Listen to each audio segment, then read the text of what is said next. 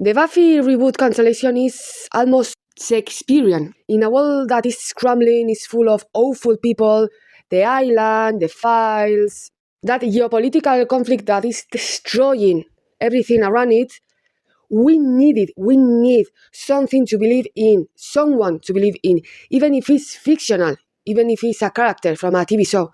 And when we millennials, we Gen X, needed Buffy the most, an executive or an executive producer from the reboot decided to cancel because he saw the original TV show and he didn't like it. So I'm going to cancel. Sorry. So I am really sad to have to share this, but I wanted you all to hear it from me.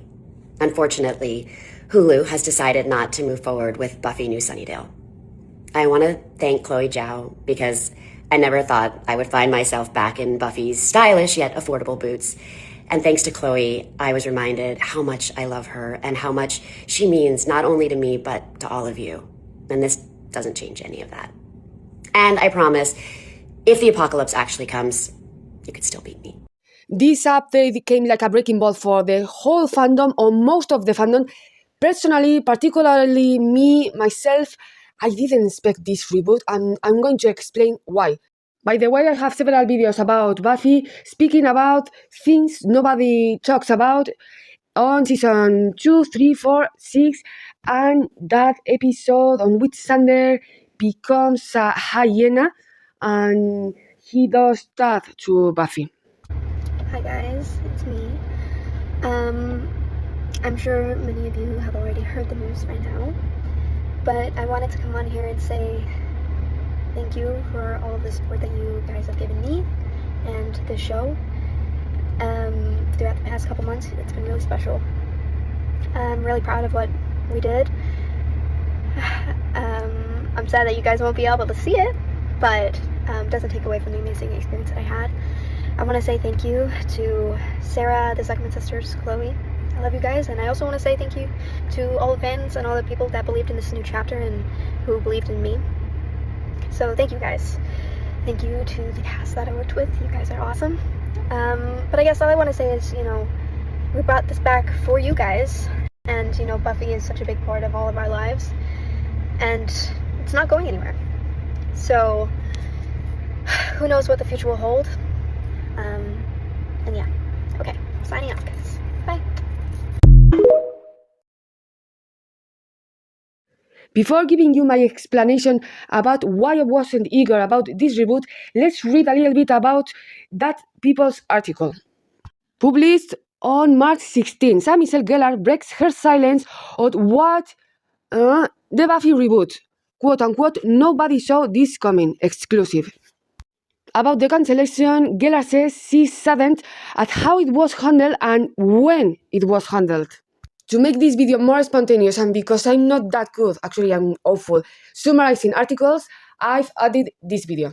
The way I knew this was a man's fault. If you haven't seen it yet, People Magazine had an exclusive with Sarah Michelle Gellar on the Buffy reboot cancellation. And in the article, she explains that this was something that nobody saw coming. She's obviously been working on the pilot episode, New Sunnydale, with Chloe Zhao, who was just at the Oscars for her film Hamnet. Both ladies actually just had a really big weekend. Aside from the Oscars, Sarah Michelle Gellar was in Austin premiering her film Ready or Not 2.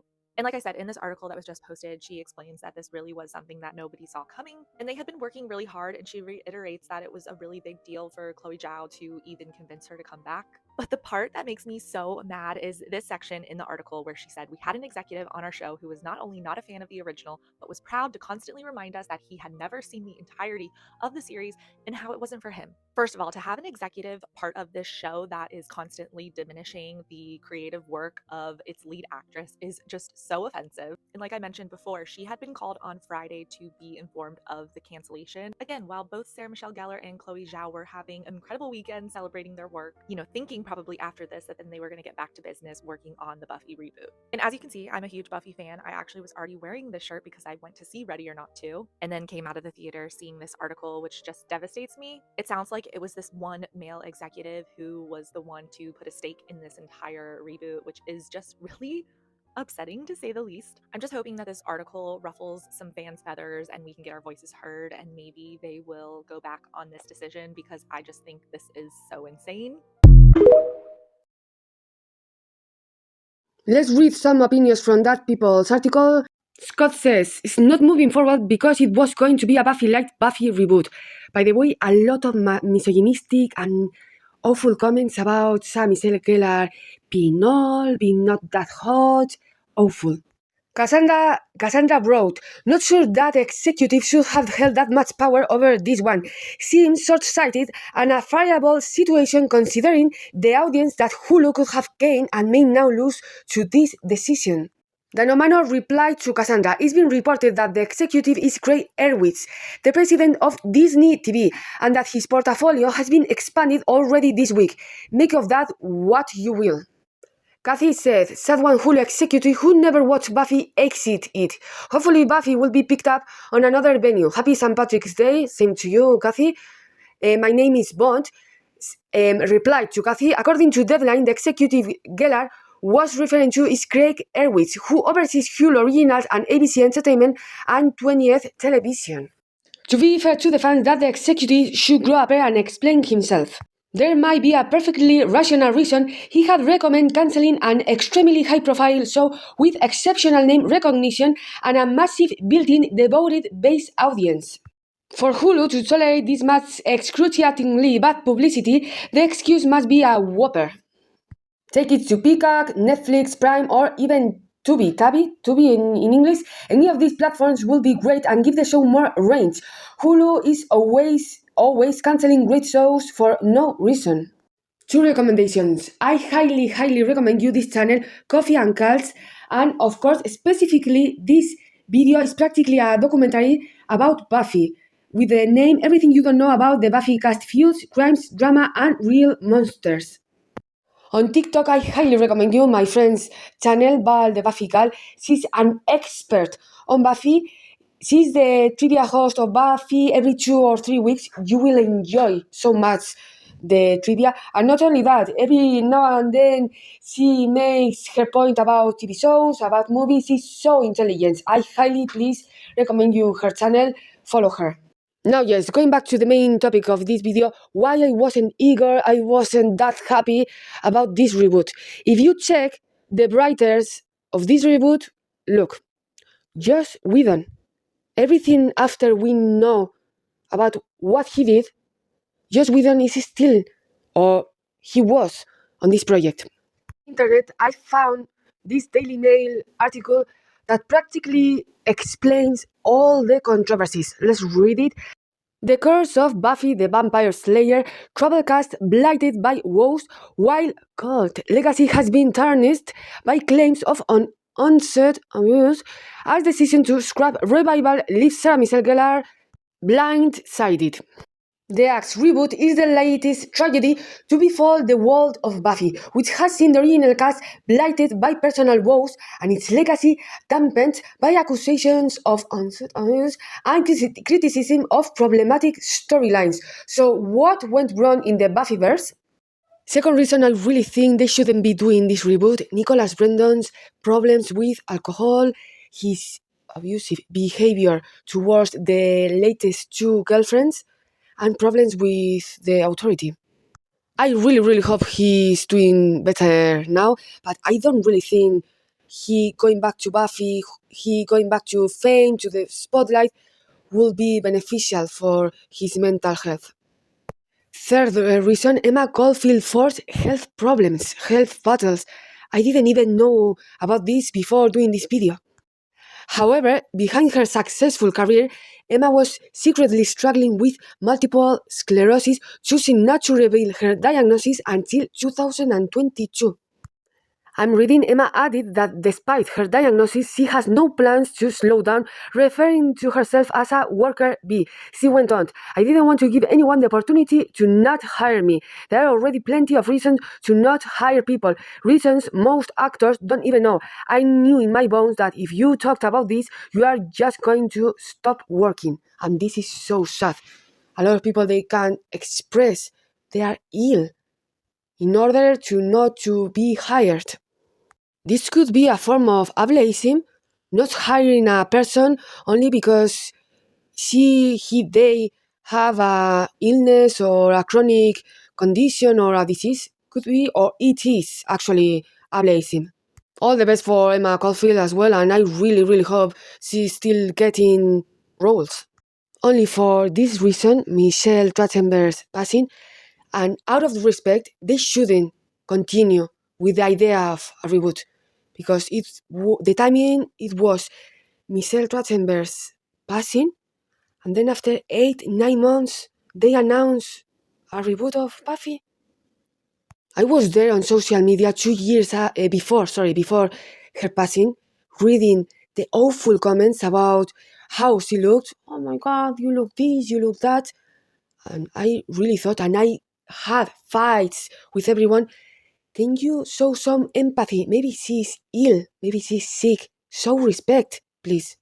And look, for me, like in Euphoria after Angus Cloud passing, they shouldn't have done this reboot or not even have the idea in mind, and they shouldn't have done the third season of Euphoria, because even Zendaya, she's not promoting the third season. Just with allegations, I am kindly and friendly referring you all to this video again because Coffees and Cult explain all the allegations so well. But let me read this. As early as 2017, 4 years before cast members spoke out about Josh, the director's ex-wife Kai Hall accused him of pretending to be a feminist to disguise his deception. The director has not worked, that's a reason for this, professionally in the industry since 2021, and many from Buffy's extensive fan base have claimed the allegations have sullied the glittering reputation of the hit show. Another reason, problematic storylines. While Buffy champions a female heroine, it has received more and more criticism over a lack of diversity in other areas, while also being slammed for promoting toxic masculinity. For example, Xander's character. When it hit screens in the late 90s, Buffy was groundbreaking in many ways. It featured a female heroine who was skilled in martial arts to defeat bad guys, and Willow and Tara's relationship was widely considered the first recurring female couple to appear on a TV series. Actually, a lot of ex-fans are saying even the original Buffy is even too woke for his current taste. Slammed for promoting toxic masculinity male characters, some of whom were presented as heartthrobs. Best friend and sidekick Xander, played by Nicholas Brendon, posed as the typical nice guy syndrome. The typical character man is Xander from Buffy, but could scarcely walk the streets without ogling or pestering passing women.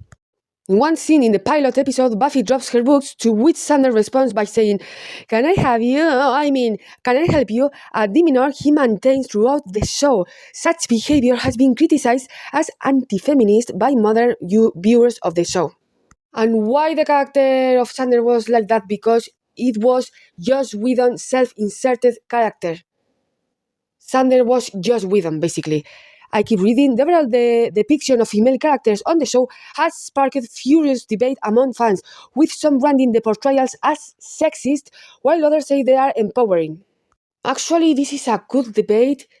It is Buffy a feminist series, or it has a very, very subtle sexism, all covered by a strong female, because a lot of storylines surrounding Buffy was about she being in love, she being with Angel, with the other, with Spike. But then, in other episodes, we could see a more deep vision of Buffy's struggles as teenager slayers. So it's a good debate here. Joss was further criticized by fans for a lack of diversity among the characters, with only a handful of people of color, I don't like to say that, Afro-American or non-white, please ever appearing on the show, many of whom feature for only a brief time. Besides short appearances from Bianca Lawson, we were robbed with Kendra Young. We were robbed from this amazing character. I would love to see 3 episodes more. Imagine 2 or 3 seasons with Buffy, Faith, and Kendra. Imagine. Kendra Young, Buffy's short-lived fellow Slayer who was off in the second season after just 3 episodes. And Araceli, I'm pronouncing this Spanish, sorry, who played the Inca Mami girl in one episode of season 2, women non-white women were essentially non-existent.